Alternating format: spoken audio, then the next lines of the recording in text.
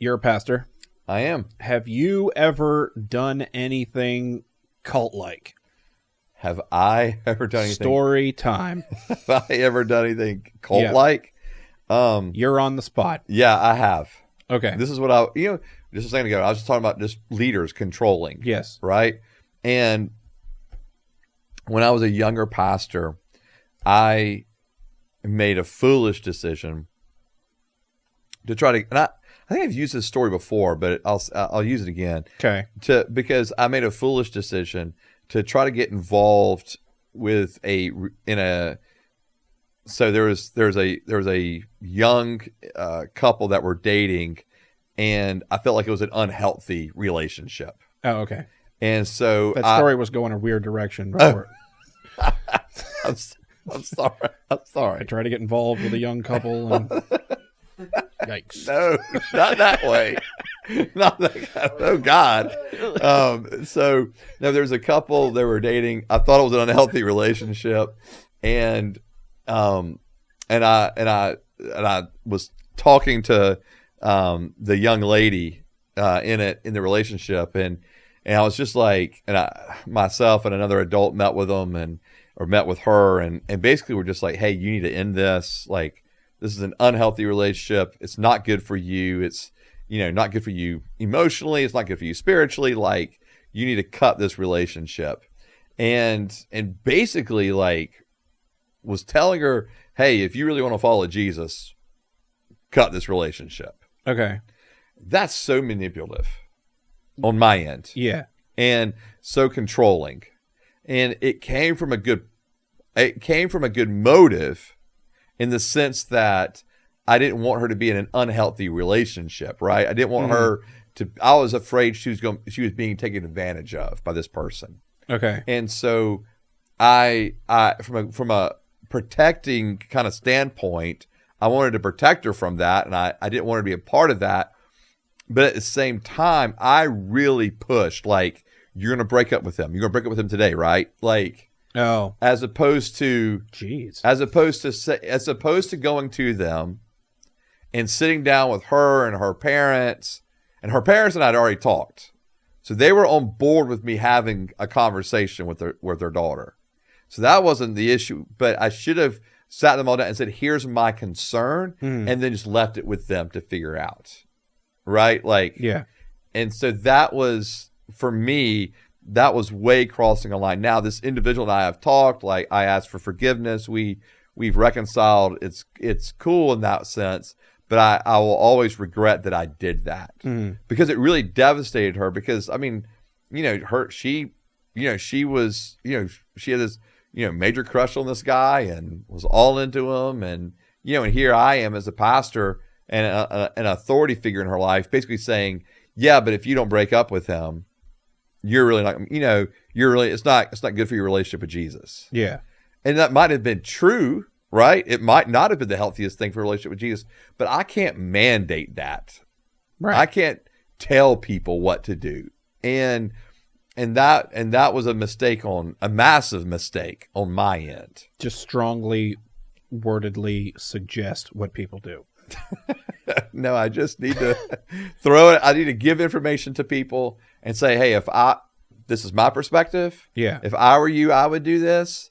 But at the end of the day, it's got to be their decision, right? But not tie it to their relationship with Jesus. Not tie it to hey, but if you don't do this, yeah, Jesus is going to be mad at you or disappointed in you, or is not going to love you or like you. I didn't use those words, or phrases, but I think that person could have walked away thinking that. Okay, yeah. So I definitely didn't make it clear. Yeah. Right? I definitely was like, no, you need to break up with this person. Okay. And that was way overstepping. What about church policies or the way you conduct your church service or whatever? Services or are just pretty, like church, you've been there. Church mandates or or trying to control people with church policy or whatever. In the present church that I'm in, no.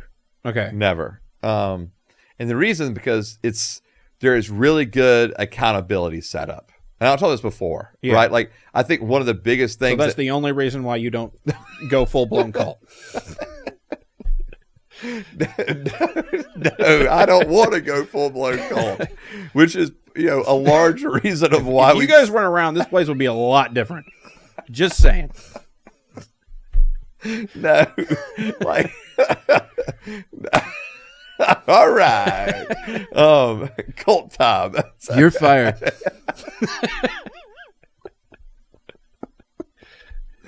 Oh Lord, no. So no, actually, when we were drawing up our bylaws even for our church, one of the things that we took 3 different templates of churches that had bylaws, and we were using it all together. And one of the things that we did was in one of the church bylaws that we looked at, they had elders, board of directors, and then pastor, and they were all 3 separate entities. And so one of the things that we did at our church was we actually rolled the pastor in with the elders. Because I consider myself an elder, and so, but with that idea of elders and board of directors, for me it removed a sense of that I had my own special privileged status in the church, if you were, and it made sure that accountability was going to be had across the leadership landscape in regards to. I'm held accountable by the elders I'm a part of, and I'm accountable to the board of directors I'm a part of as well. And so, anyway, I'm just saying accountability, I think, is a big deal. And I do think in churches that I have been around, especially in the charismatic stream, they'll use phrases like, well, this person's the apostle. They have really authority, right? In this area. Okay. This person is a prophet. You better listen to them. They're a prophet. And I think that for me gets a little dicey, because then it's there's individuals without accountability that are, basically being able to say things, do things unchecked. And that's a little scary. Or if pastors themselves go, well, we're the pastors, or I'm the pastor, you better honor us. Right. Right. And I will say, I'll use, maybe I said this before, I think that culture of honor is a bunch of junk. And what I mean by that is, so I don't have to honor you. What I mean by it is there's this guy. Yeah, what is he doing? Right? Why is he talking? And so, but the idea though of honor in this culture. When I say culture of honor, the idea of you've got to submit to the leaders, just constantly. No, because they're that's how you honor them, is by submitting to them, not questioning them, not not critiquing them. And that's so unhealthy. And that's when leaders can really begin to act cult like. All right, so what'd you do in your previous church? Or previous whatever. Yeah. And so what I have seen in other and I will say this, in the previous church I was in, one of the cool things about it was that the fact that there was we had a plurality of elders, but also a plurality of pastors. And so there was 4 of us that were considered pastors, and we all taught. There wasn't one main. I mean, our senior pastor was definitely the senior pastor, but we all taught on Sunday mornings. There was shared responsibilities of leadership, and all of that stuff I think is just really healthy. And so it's actually one of the things in our church that we're trying to do is to have more people teach on a regular basis, speak on a regular basis. That way it's never built around one person or one personality. Yeah. And I thought that was actually really healthy in the previous church. And that way you can get paid the same but not do as much work. Bingo. That's exactly what we're looking for. No. So lazy. I know. I'm just an absolute bum. But no, I actually think it's really healthy. Yeah, I got a word. Something. Jesus did something, I think. Something. Yeah. But that's one of the, actually, I will say this, just teaching through books of the Bible makes it so much easier, because I don't have to come up with some crazy spiritual word. I just, wow, what does the Bible say? Yeah. And just let's teach that.